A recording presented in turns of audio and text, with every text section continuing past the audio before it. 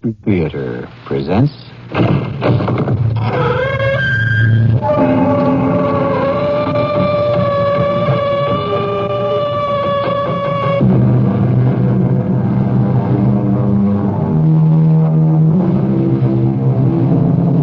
in. Welcome. I'm E.G. Marshall. This is a very special occasion for me. I'm to be a little more than your host. This time, I will not only be introducing the story, but telling it to you, acting it out.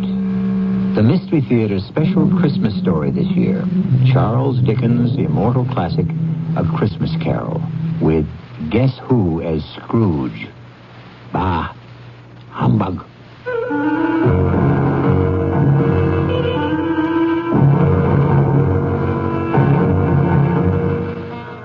Our mystery drama, A Christmas Carol, was adapted from the Charles Dickens classic especially for the Mystery Theater by Ian Martin. I'll be back shortly with Act One.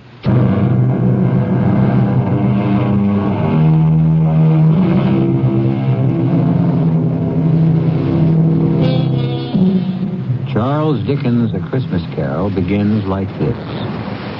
Marley was dead to begin with. There is no doubt about that whatever. The register of his burial was signed by the chairman, the clerk, the undertaker, and the chief mourner. Scrooge signed it. Old Marley was dead as a doornail. Ebenezer Scrooge? Oh, he was a tight-fisted hand at the grindstone, hard and sharp as flint, from which no steel had ever struck out generous fire. Solitary as an oyster. He iced his office in the dog days and didn't thaw it out 1 degree, even at Christmas. A Merry Christmas, Uncle. God save you. What? Oh, it's you, nephew. What brings you here on a miserable, cold, windy night like tonight? Cold and windy, yes, and the snow falling softly. A perfect Christmas Eve to say, Merry Christmas, Uncle. Humbug. Christmas, a humbug? Oh, you don't mean that, I'm sure. I do. Merry Christmas. What right have you to be merry, or the world at large? What reason have you yourself to be merry?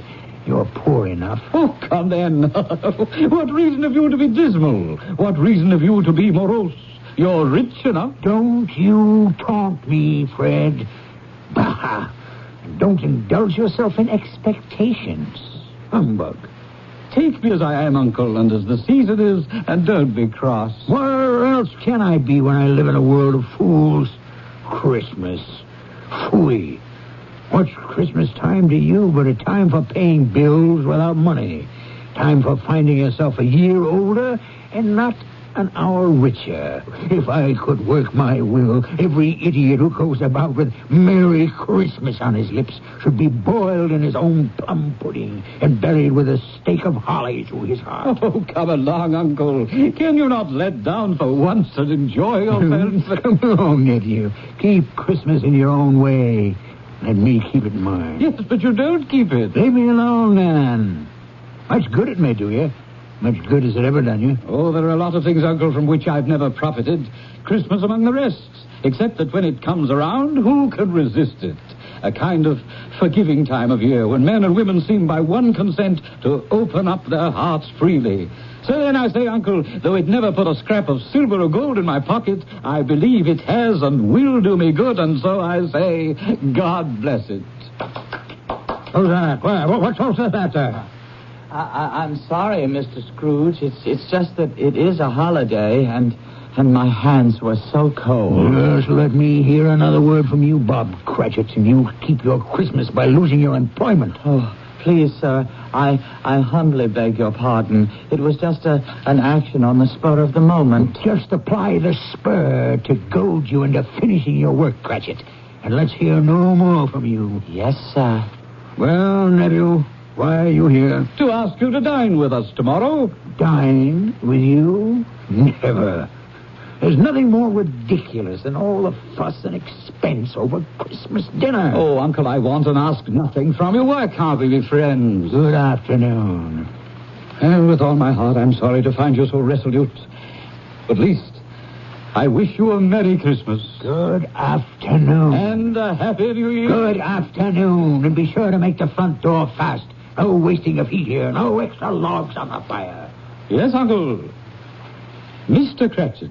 Yes, sir. May I wish you a Merry Christmas and a Happy New Year. The first I am sure of, and I thank you. The other... Who knows what the future holds? Be of good hope. The nerve of all of them. My nephew, Westrel, and Bob Cratchit on 15 shillings a week with a wife and family talking about a Merry Christmas. It's enough to make a man retire to Bedlam. They're all mad. Begging your pardon, Mr. Scrooge, a gentleman to see you. Yes. Scrooge and Marley's, I believe. Have I the honor of addressing Mr. Scrooge or Mr. Marley? Mr. Marley's been dead for 7 years. He died 7 years ago this very night. Ah, sad. Sad indeed. Still, I have no doubt his liberality is well represented by his surviving partner. Liberality? At this festive season, it is more than usually desirable that we all make some slight provision for the poor and destitute. You may make your pledge here. Are there no prisons? We speak of the needy. The union workhouses are not still in operation.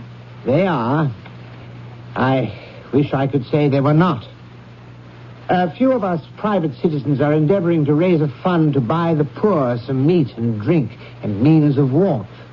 What shall I put you down for, Mr. Scrooge? Nothing. Of course, you wish to be anonymous? I wish to be left alone. By tax, I hope to support the establishments we have mentioned. They cost enough and more. Let those who are badly off go there. Many can't go there. And many would rather die. They would rather die than let them do so and decrease the surplus population. Good afternoon, sir, whatever your name is. I find you hard to believe, Mr. Scrooge. Cratchit, let him out. Close the door, Cratchit, to extinguish what coals remain. Yes, sir. No, sir. Come here. Coming, Mr. Scrooge. You'll want all day tomorrow, I suppose. If quite convenient, sir. It's not convenient, and it's not fair. If I was to stop ½ a crown for it, you'd think yourself ill-used, I'd be bound. Well, sir, Yet you don't think me ill-used when I pay a day's wages for no work. I would not presume to have an opinion, but then it is only one day a year. Yeah, poor excuse for picking a man's pocket every 25th of December.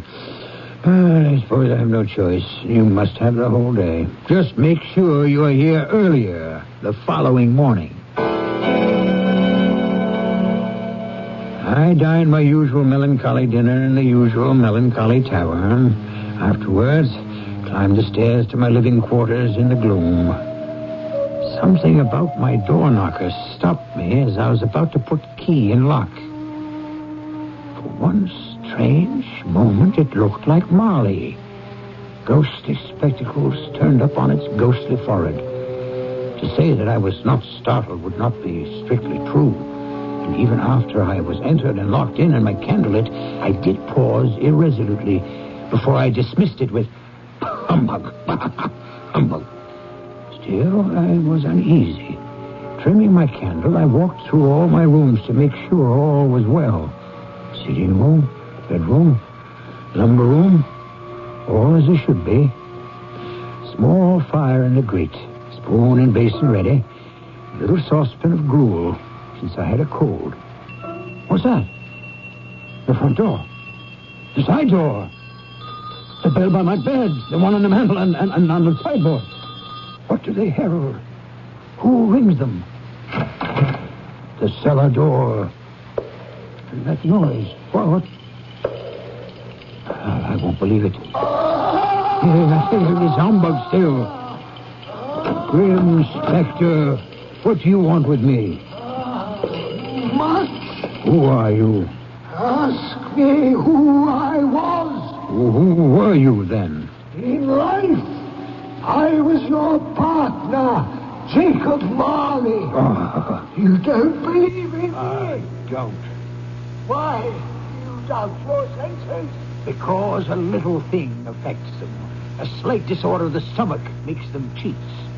You may be a bit of undigested beef, a blot of mustard, a crumb of cheese, a fragment of underdone potato. There's more of gravy about you than the grave, wherever you are. Humbug, I tell you, humbug. Unbeliever! So, I unwrapped the bandages from about my head to reveal the rotting flesh, the jaw fallen slackly to my breast, the muscles eaten long since by worms. Now, do you believe me for who and what I am? Yes, oh, mercy, dread apparition. Why do you trouble me? I must. But why are you fettered and bound in chains? I wear the chain I forged in life. I made it, link by link. I girded it on of my own free will. Is its pattern so strange to you? Or would you learn the weight and length of the coil you wear yourself? It was full and as heavy and as long as mine these 7 Christmas Eves ago. And you have labored on it since. My once partner in life. What a ponderous chain you have built to drag you down in death. No, Jacob. Oh, Jacob Marley, speak some comfort to me. I have none to give. I cannot stay. I cannot linger anywhere. My spirit never walked beyond our counting house in life. So, in death, weary journeys lie before me. 7 years dead and traveling all the time? No rest, no peace, the incessant torture of remorse. I am here tonight, Ebenezer, to warn you that you have yet a hope of escaping my fate. Oh, you were always a good friend, Sankey. You will be haunted by 3 spirits. That is the hope you mentioned? It is. I think I'd rather not. Without their visits, you have no hope but to shun the path I tread. Expect the first tomorrow, when the bell tolls 1. But couldn't I take them all at once and have it over? Expect the second on the next night at the same hour. The third, when the last stroke of 12 has ceased to vibrate on your mantle clock. And for your own sake, remember what has passed between us. Passed between us. Jacob, do not leave me yet. And he was gone, as if he had never been. And yet, he had been. And Ebenezer Scrooge would never be the same man again. He fell asleep without undressing upon the instant. A sleep that was destined to be disturbed, as I shall relate when I return with Act 2.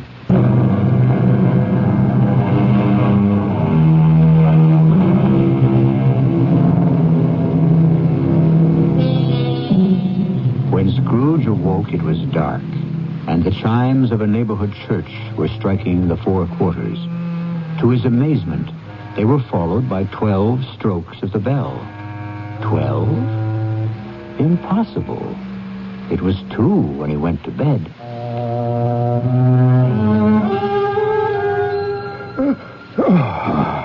Why, it isn't possible I could have slept through a whole day and far into another night.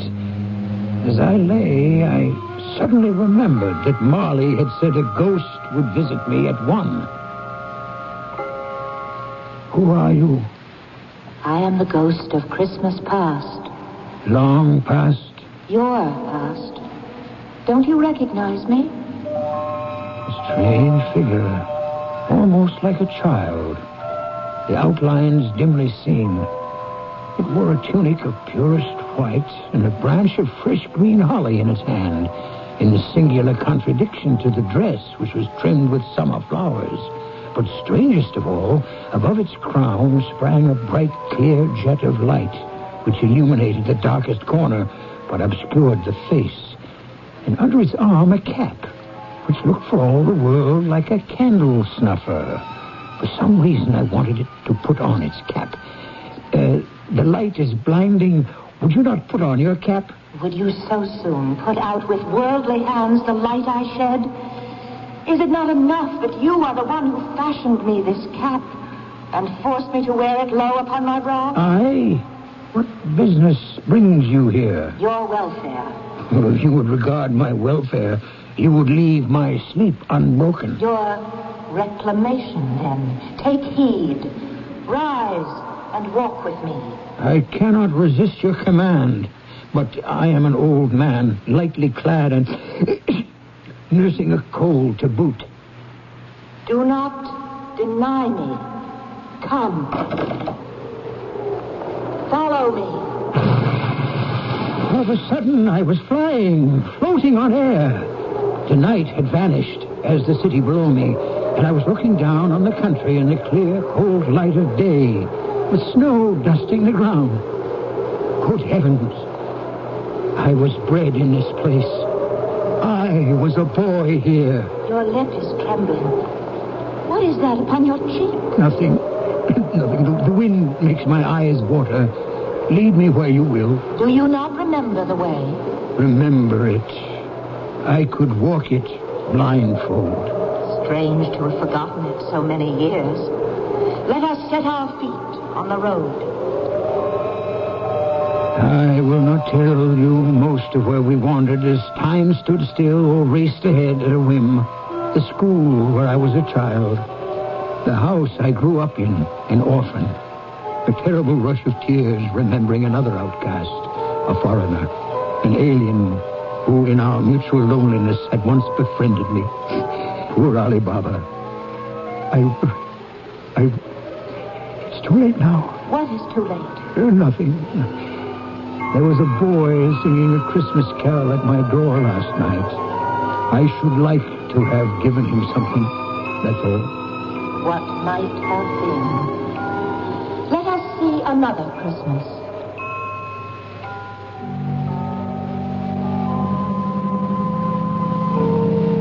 What's that? Your aunt, who brought you up, passed away. Oh, Always no. a delicate creature whom a breath might have withered. But she had a large heart. Amen to that. I will not gainsay it, Spirit. When she died, she had, I think, children. One child. True. Your nephew. Yes. We traveled further, scenes flashing by like slides in a magic lantern. Old Fezziwig in his Welsh wig, my first employer. His Christmas parties with a groaning table and everyone dancing with a light foot and heart to the festive music. His kind wife and the joy of working at a desk one wasn't nailed to. And then someone I had shut away so long ago. What is it, Scrooge? That girl. Whom you shall sit beside. No. Oh, yes. This shadow most of all. Don't you remember me? I told you the light blinds me. Then remember me as I was, before you put my light out. No tears, I beg you. None. If the idol who has replaced me can cheer and comfort you, I must not grieve.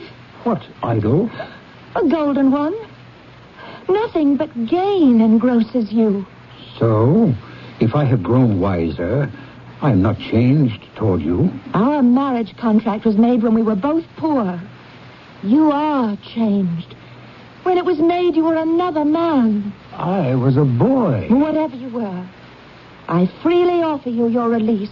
Have I ever sought it? In words? Never. How then? In a changed nature.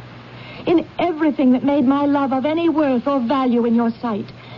And so I release you. with a full heart for the love of what once you were. May you be happy in the life you've chosen. Now I recognize you, spirits, and why you have come back to haunt me. Torture me no more. Some shadows still to see. No, I can bear it no longer. Haunt me no longer. The light you shine is too bright for my eyes to bear. Give me your cap so I may extinguish it, and you. In a puff of smoke, the figure was gone, and I had barely time to reel to my bed, exhausted from the long night's travels, where I fell into a heavy sleep.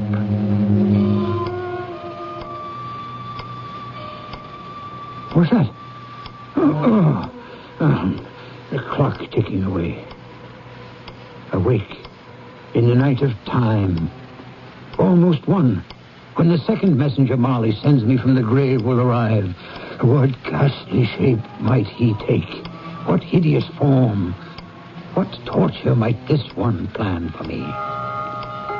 At least I am prepared for anything. Well, prepared for anything, but nothing. Hello there, spirit. Are you invisible to me? What's that? That great light from beneath my sitting room door. Here's a fearful waste of light, a shocking extravagance. I must go in and douse these candles. Yet I'm afraid to enter. Scrooge. Ebenezer Scrooge. Stop skulking there behind your bedroom door. Enter, man. Enter. Why, here's a prodigal spending of light. In a great roaring blaze, hot enough to set the chimney flue on fire. Look well on me. Have you never seen the like of me before? Never. It is time your eyes were opened to this and other things. Spirit, I will be no trouble. Conduct me where you will. I went forth last night on compulsion, and I learned a lesson which is working now. Tonight, if you have aught to teach me, let me profit by it. Hold fast to my robe. In the blink of an eye, we were transported to a mean and shabby little house, threadbare but clean as a new washed shirt, and redolent of the mouth-watering smell of goose, basking in sage and onion, and aromas of an eating house and pastry cooks next together, which came from the Christmas pudding. Whatever has got your precious father, then, and your brother, Tiny Tim?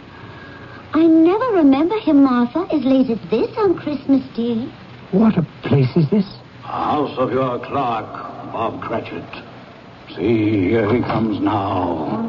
That child he carries on his shoulder, with a little crutch in his hand, and his lower limbs bound in an iron cage. The youngest of the Cratchits, Tiny Tim. Why, look at him struggle after the others as his father sets him down. Where are they off to? To watch one of the merriest sights of this merriest of seasons. The golden goose turn on the spit. Shh. Listen. How late you are, my dear, and how cold. Oh, well. Oh, come sit you down by the fire and have a warm. Lord bless you. After I've had a look at that goose, too. First, tell me, how did Tiny Tim behave through the service? Oh, as good as gold and better. Oh. Somehow he gets thoughtful sitting by himself so much and thinks the strangest things you ever heard. I know. What was it this time? He told me coming home he hoped everyone in the church saw him because he was a cripple. Oh. Because it might be pleasant to them to remember upon Christmas Day who it was made lame beggars walk and blind men see. Oh, Bob. Oh, I feel so much for you. No. You must not, my dear. Remember the day. Come, let's join the others. Tell me, Spirit, will Tiny Tim live? I see a vacant seat in the poor chimney corner, and a little crutch without an owner. If these shadows remain unaltered by the future, the child will die. Oh, no, kind Spirit. Spare him. That from you, recall your own words. If he be like to die, he had better do it and decrease the surplus population. Oh, I am ashamed. And should be, man, if you be man at heart, forbear that wicked cant until you have discovered what the surplus is and where it is. Listen. A toast before we eat to Mr. Scrooge. To me? I'll give you Mr. Scrooge, the founder of the feast. The founder of the feast, indeed. Oh, I wish I had him here. I'd give him a piece of my mind to feast upon, and I'd hope he'd have a good appetite for it. Oh, my dear, the children, Christmas Day. Well, I'll drink to his health for your sake and the day's, not for his. Long life to him. A Merry Christmas and a Happy New Year. Oh, you'll be very merry and very happy, I've no doubt. And now, a Merry Christmas to us all, my dears. God bless us. God bless us, everyone. Yes, Merry. My very name cast a pall upon their happiness. But mark you on the wealth of spirit among them, which thought kindly on a man with as little spirit as yours. In particular, that poor little lad, Tiny Tim. Did you notice how generous he was to end the toast with, God bless us, everyone, including even me? What a valiant little soul, in spite of all his handicaps. Perhaps your eyes are opening at last. But come, you have more to learn. Where now? Your nephew's house. He said that Christmas was a humbug.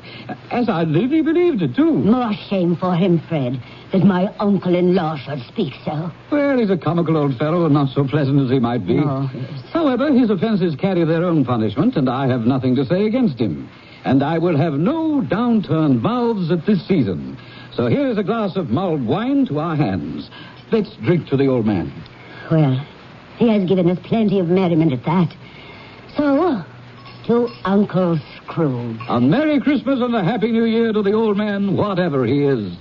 He wouldn't take it from me, but may he have it nevertheless. To Uncle Scrooge. To Uncle Scrooge. No, wait. Let me go to them. Explain. Too late for me. The hour grows too late. Away. Where stand we now? This open place. A crossroads where I must leave you. Oh, forgive me what I ask, but I see something strange protruding from the skirt of your robe. That might be a claw for all the flesh there is upon it. Yes. Then see what you must see. From their sanctuary came forth a boy and a girl. Yellow, meager, ragged, scowling, wolfish, but prostrate, too, in their humility. I started back appalled. Spirit, are these yours? They are man's. The boy is ignorance, the girl is want. Beware of them both and all of their degree, but most of all beware this boy, for on his brow I see written doom, unless the writing can be erased. My time is sounding. Wait. Have these pitiful creatures no refuge or resource? I answer in your own words. Are there no prisons? Are there no workhouses? Hold for one moment. Help me. Where should I turn? Turn and face your future. The black phantom that approaches you now. Face your future. Your future.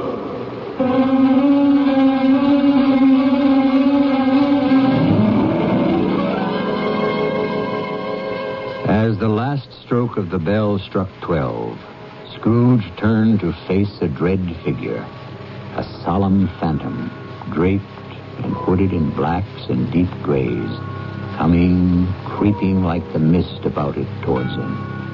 I'll return with Act 3 very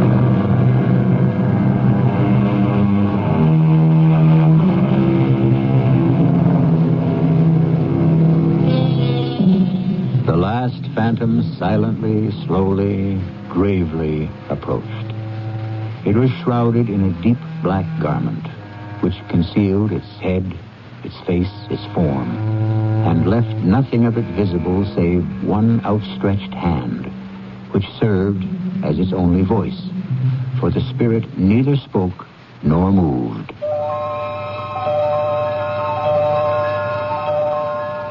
I am in the presence of the ghost of Christmas yet to come. You answer not, but point where we are to go. Lead on, spirit, and I will follow. A great black cloud gathered me and carried me willy-nilly to the streets. Its shroud, like the figure that stood by me, hung about me as I listened to two gentlemen talking in the street. So, Mr. Grimes, old Scratch has got his own at last. I have been so informed, Mr. Goodfellow. When did he die? Last night, I believe. What on earth could he have caught? I thought he'd never die. God knows. Why should I care? What has he done with his money? Heaven knows. Not left to charity, and certainly not to me.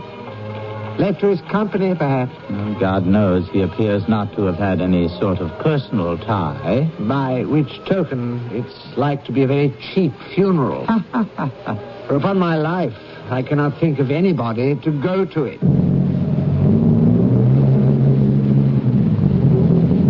How dismal and awful to dismiss another human being in such terms.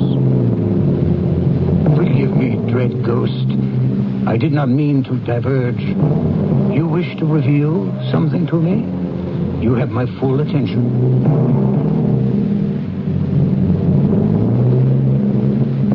Fred, the news is bad. Bad? We are quite ruined. Oh, no, there's hope for us yet. If he relents. If he forgives or forgave, there might have been. Oh, but it is too late for the miracle. Poor, old, miserable boy. He's past relenting. He's dead. No, wait, spirit, wait. I'm not ready to leave. What else would you have me look on? Tell me again about today. About little Tim on the grave. It would have done you good to see how green a place it is. Oh. But you'll see it often. I promised him I would walk there every other Sunday. My last born. My poor little broken child. Oh, please. I shall break down with you. Oh, my darling. We can all try to be brave, but how can we hide our sorrow? What is more final and dreadful than death? I want to help, Spectre, but something informs me that our parting moment is at hand. Tell me, what man was it I saw lying dead? Very well. You point. Where to this time? A churchyard. And here we are. The headstone. You would have me read it? Tell me, are these the shadows of things that will be or may be only? Oh, my own name, Ebenezer Scrooge. Spirit, hear me. I am not the man I was. I will not be the man I must have been from all this intercourse. Why show me this if I am past all hope? For once, you make no motion. Your nature intercedes for me and pities me. Good Spirit, I will honor Christmas in my heart and try to keep it all the year. The three spirits shall strive within me. I will not shut out the lessons that they teach. Oh, tell me I may sponge away the writing on the stone. Give me your hand, I beg you. Give me your hand. I hold you to me. You cannot disappear. You cannot disappear. Oh, bless my soul. What I cling to is my own bedpost. And wait.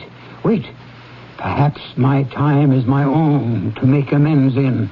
Yes, I will live in the past, in the present, and the future. The spirits of all three shall strive within me. Oh, Jacob Marley, heaven and Christmas time be praised for this. I say it on my knees, oh, Jacob, on my knees. I don't know what to do. I'm as light as a feather, and I am as happy as an angel. I'm as merry as a schoolboy.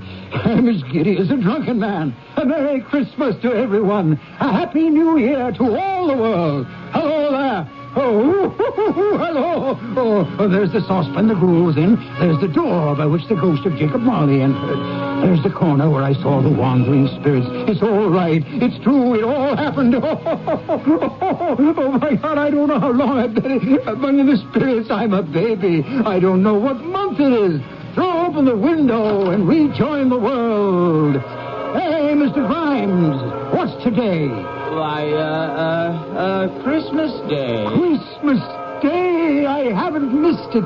The spirits have done it all in one night. They can do what they like. Of course they can. Hello, my fine fellow. Hello. Merry Christmas. Merry Christmas to you. Do you still run the poulterer's shop in the next street but one? At the corner? I should hope I did, on my way to open up. Oh, pray then, Mr. Grimes, do I dare hope you have not yet sold the prize turkey that was hanging up there? Not the little prize turkey, the big prize turkey. The one as big as an ostrich? Oh, a delightful man, a pleasure to talk to him. Yes, Mr. Grimes. It is hanging there now. Well, what are we waiting for? I want to buy it.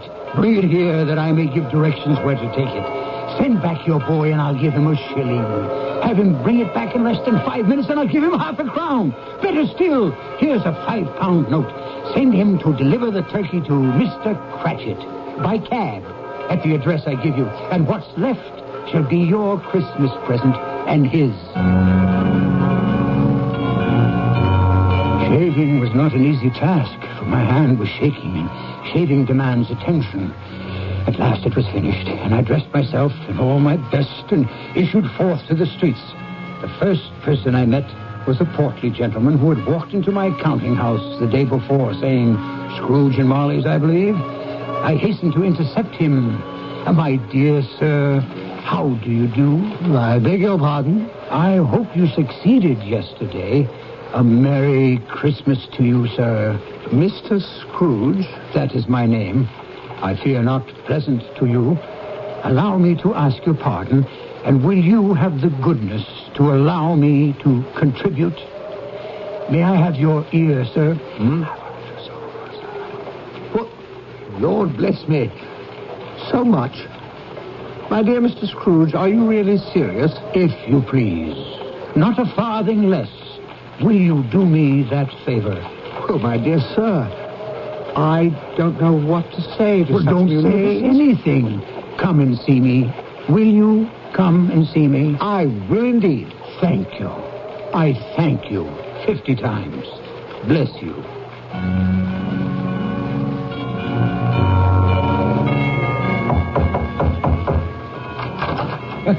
Merry Christmas. By all that's holy, is it you, Uncle? Me, Fred. You did ask me to dinner. Am I too late to take up the invitation? Too late? Will you let me in? Will I let you in? Why, here's the merriest turn a Christmas can take, darling wife. Here's Uncle Scrooge to share our Christmas. Isn't that a present for this day? You couldn't have brought Fred a better one. Welcome to our home, Uncle. For only the first of many times, I hope. It's a whole new year. Yes, and you may spend it all with us if you will. Only today, for I must be in the office as early as can be. No. Don't steal glances at each other. It isn't business on my mind, but recompense. And since at last I have learned to laugh, I want to have my first joke with the man I have perhaps wronged most all of these years. My faithful Bob Cratchit.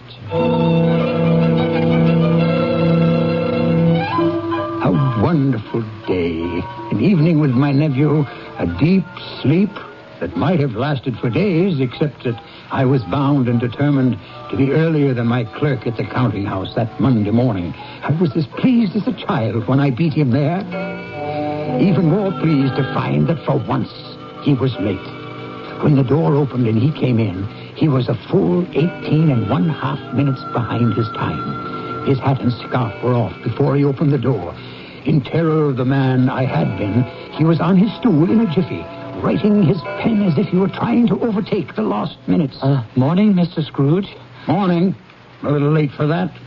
What do you mean by coming here this time of day? I am very sorry, sir. I am behind time. You are? Yes, I think you are. Now, step this way, sir, if you please. It's only once a year, sir. It shall not be repeated. I was making rather merry yesterday, sir. Now, I'll tell you what, my friend. I'm not going to stand by this sort of thing any longer. And therefore, I feel myself forced to raise your salary.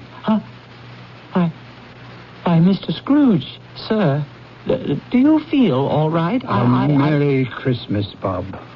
A merrier Christmas than I have given you for many a year. Not only raise your salary, but discuss your affairs and endeavor to help your struggling family over a Christmas bowl of smoking bishop. So, make up the fires till they hot us right out of the counting house before you dot another I, Bob Cratchit. It's not only a new year, but a whole new world for both of us.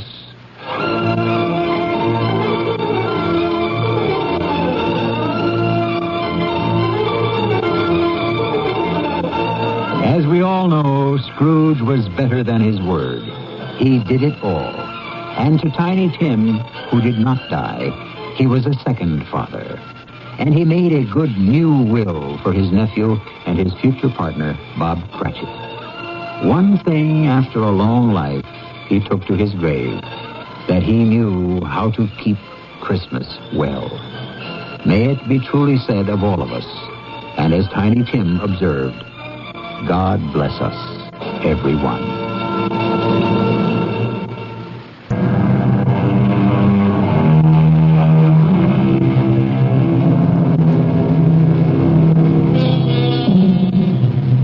What more is there to say after Dickens' Christmas Carol, except the eternal message it brings, a Merry Christmas and a Happy New Year.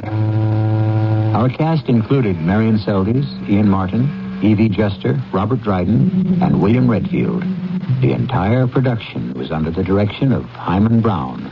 And now, a preview of our next tale. Hey, listen. Hear that? Singing. Of course, it's a carol concert. That's where everyone must be. Oh, come on, let's see if we can find them.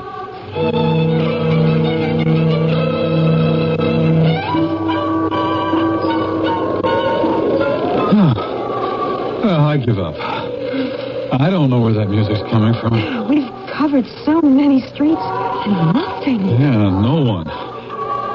Oh, hey, honey, you're shivering. I'm scared. Well, there's a hotel across the street. Let's go there and use the phone. There's got to be one there. This is a ghost town. Well, there's no use wandering about anymore. It's a ghost town in the middle of Ohio. This is E.G. Marshall inviting you to return to our Mystery Theater for another adventure in the macabre. Until next time, pleasant dreams.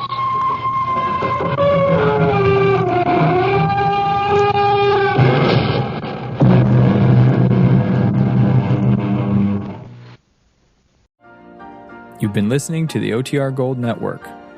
Find more classic radio at otrgold.com.